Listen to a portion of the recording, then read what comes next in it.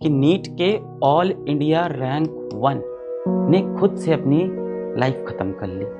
AIR 1, इससे बड़ा सपना क्या ही देखा होगा आपने प्रिपरेशन के वक्त। इससे ऊपर क्या अचीव कर सकते हैं और क्या है हासिल करने को।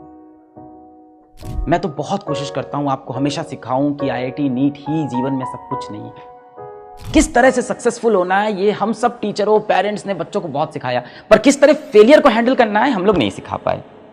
पता नहीं आप सबने पढ़ा कि नहीं पढ़ा।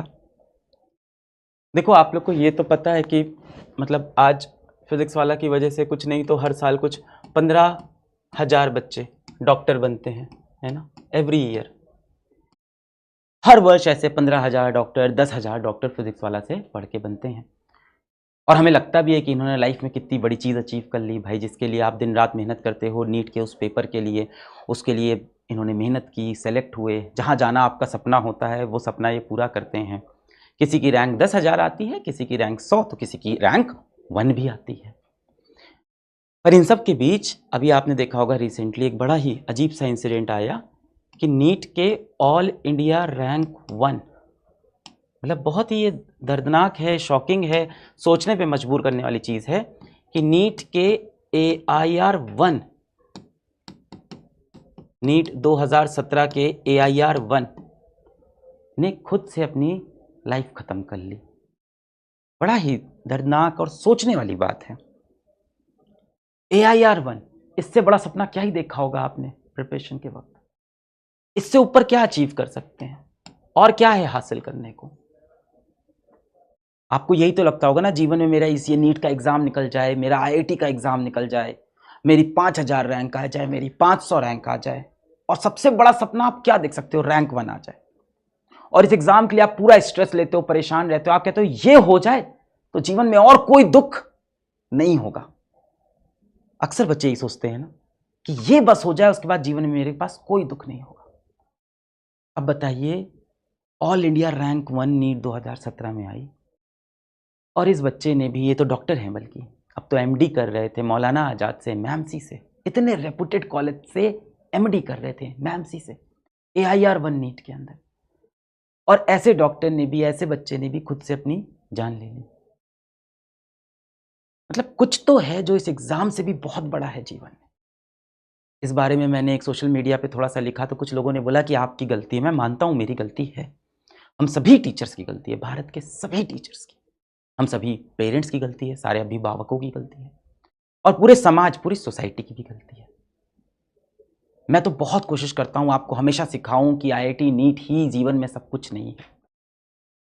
पर मुझे लगता है कि हम शिक्षकों ने, हम अभिभावकों ने और समाज ने, यानी टीचर्स, पेरेंट्स और सोसाइटी, हम सब ने आप सबको, बच्चों को ये तो बहुत सिखाया कि कैसे जीवन में सफल होना है, कैसे पढ़ाई करनी है, कैसे एग्जाम में फर्स्ट आना है, कितना इंपॉर्टेंट है टॉप करना, कितना इंपॉर्टेंट है कॉम्पिटिटिव एग्जाम निकालना, कितना इंपॉर्टेंट है जीवन में पैसा कमाना। ये सब आपको बहुत सिखाया। एक जगह जहां हम सब फेल हुए, मैं भी फेल हुआ, कि आपको शायद हम ये नहीं समझा पाए कि कितना जरूरी है जीवन में खुश रहना, कितना जरूरी है कि जो एक जीवन आपको मानव के रूप में मिला है उसको हंसी खुशी व्यतीत करना, कितना जरूरी है कि जब कभी दिल टूट जाए, जब कभी आंखें भर आए, तो खुद को संभालना, वापस आना।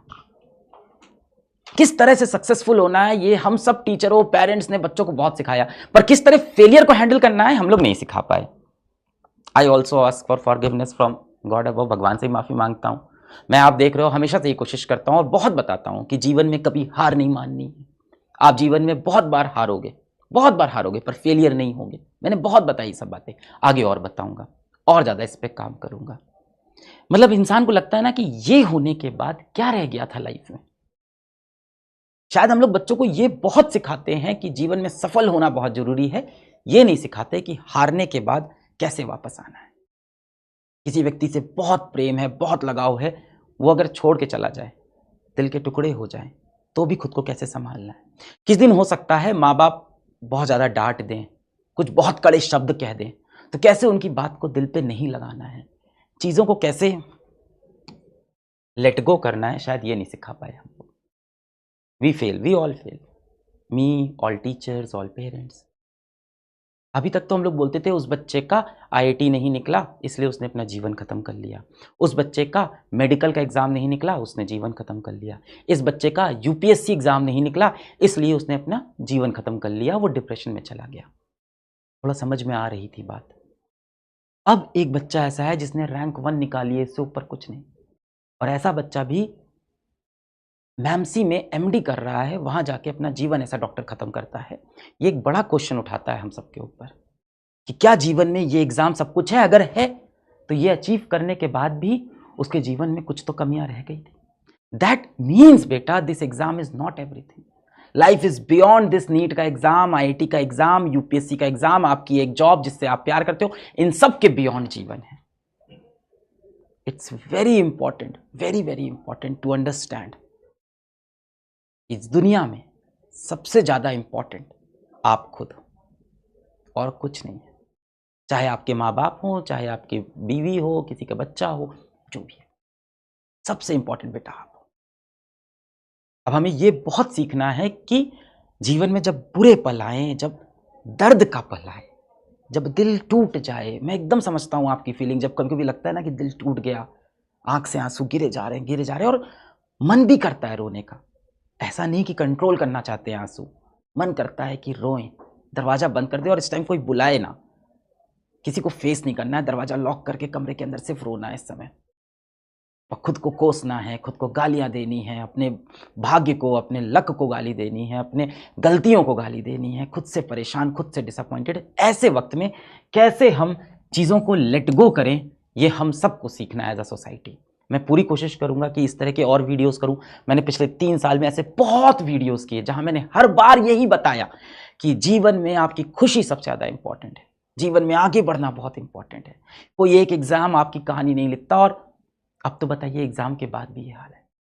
As a society we need to learn the art of letting go. तो ठीक है, आप आज इस बैच में हो, बहुत इंपॉर्टेंट है नीट का एग्जाम, सब कुछ है आज आपके जीवन में। निकल गया तो बहुत अच्छी बात, नहीं निकला तो और अच्छी बात, एक और मौका मिलेगा जीवन में खुद को प्रूफ करने का। मेरा नहीं निकला ना, प्रूफ किया ना खुद को, समय लगा थोड़ा सा। क्या मैं डिप्रेस नहीं था? क्या मैं रोया नहीं? रोया। क्या मैं परेशान नहीं था? क्या मेरे बाप ने मुझे गंदे गंदे शब्द नहीं बोले? बोले, बहुत जलील किया। आज पिताजी को प्राउड है। नहीं लेना बेटा, दिल पे नहीं। मैं बार बार, मुझे नहीं किसी समझाया, मैं आपको बार बार समझाऊंगा, दिल पे नहीं।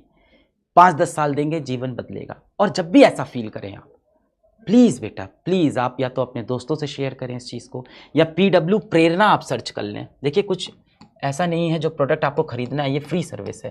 पीडब्ल्यू प्रेरणा सर्च करें और इस पे जाके आप कॉल कर लें, या इस पे जाके आप मैसेज कर लें, पीडब्ल्यू प्रेरणा। जब भी बेटा आपको बहुत दुख लगे, ऐसा लगे कि यार जीवन ही का कोई वैल्यू नहीं है, आप पीडब्ल्यू प्रेरणा हेल्पलाइन नंबर पे जाएं, काउंसलर्स बैठे हैं, उनसे शेयर करें। वो काउंसलर्स अगर आपकी प्रॉब्लम नहीं सॉल्व कर पाएंगे तो और अच्छे काउंसलर्स आपके साथ लगा दिए जाएंगे।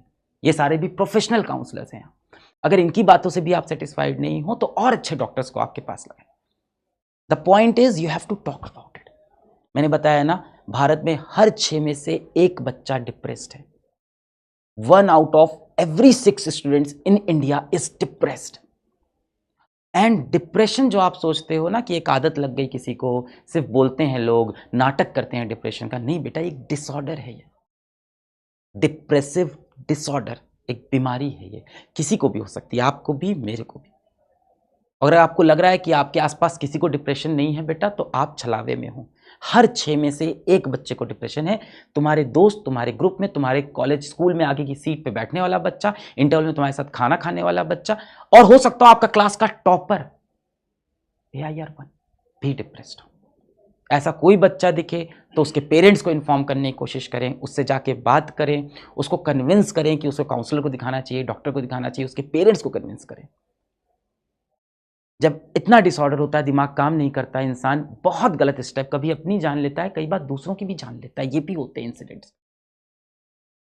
हमें अवेयर होना होगा, एज अ ह्यूमन इवॉल्व करना होगा। भाई सबसे इंपॉर्टेंट इंसान की जिंदगी, हमें इवॉल्व करना होगा इन एग्जाम्स के ऊपर। छोटा सा मैसेज आप सबके लिए ये था कि ऐसा कोई भी बच्चा आपको दिखता है, उसके कोशिश करें पेरेंट्स को इन्फॉर्म करने की। पेरेंट्स नहीं सीरियसली ले रहे हैं, पीडब्ल्यू प्रेरणा पे कॉल करें, हम सीरियसली लेंगे। कोशिश करें बेटा, जहां तक हो सकता है कोशिश करें। एक दिन में कुछ नहीं बदलेगा, मेरे ख्याल से एक डिकेड 10 साल लगेंगे इस कल्चर को बनने में। हम आप मिलकर बनाते हैं, भारत का सबसे बड़ा शिक्षा का प्लेटफॉर्म है, मेरी जिम्मेदारी बनती है। और कभी कहीं देश में ऐसा एक इंसिडेंट होता है, तो ऐसा नहीं कि मैं अपने ऊपर इल्जाम नहीं लेता हूं, मैं लेता हूं। रात में सोते वक्त मुझे बहुत बुरा लगता है, ये दिल से बोल रहा हूं। पर मेरा भी वो एक अजीब सा कंफ्यूजन है, पढ़ाएं कि ना पढ़ाएं, पढ़ाना भी तो है। क्या बोले, आईटी का एग्जाम इंपॉर्टेंट नहीं है? और अगर कोई इंपॉर्टेंट समझ के कोई गलत कदम उठा लिया तो नहीं बोले। मैं भी उतना ही इंसान हूं जितना आप हैं। आपको क्या लगता है कि मुझे भगवान ने दर्शन दी? नहीं, मैं भी फिगर आउट कर रहा हूं जीवन। मुझे भी नहीं समझ में आता किसी बच्चे को आईआईटी के लिए, नीट के लिए, एग्जाम के लिए, सक्सेस के लिए कितना मोटिवेट करे। कहीं वो लाइन कभी क्रॉस तो नहीं कर देता मैं? मुझे भी ये चीज फील होती है। फिर मैं बोलता हूं कि एग्जाम सबसे इंपॉर्टेंट नहीं। तो जितना आपके अंदर दर्द है, जो आप, या कोई भी जो एलिगेशन कहीं कोई रिपोर्टर बोलता है कि आप भी तो पढ़ाते हो और आपकी वजह से ऐसा होता है, तो ना पढ़ाए भैया, क्या करें, पढ़ाना भी तो है। आई थिंक इसका एक बैलेंस ही आंसर होगा लास्ट में, कि हाँ, बच्चों को हमेशा इंपॉर्टेंस बताते रहना कि जीवन में खुश रहना बहुत इंपॉर्टेंट। ज़्यादा समय आपका नहीं लूँगा, पढ़ाई करते रहें और खुश रहें, जीवन में मेहनत करते रहें और कोशिश करें खुश रहने की। दुनिया कठोर है, आपको अपनी खुशी का रास्ता खुद निकालना है। धीमे धीमे मैच्योरिटी के साथ आप भी फिगर आउट कर लोगे।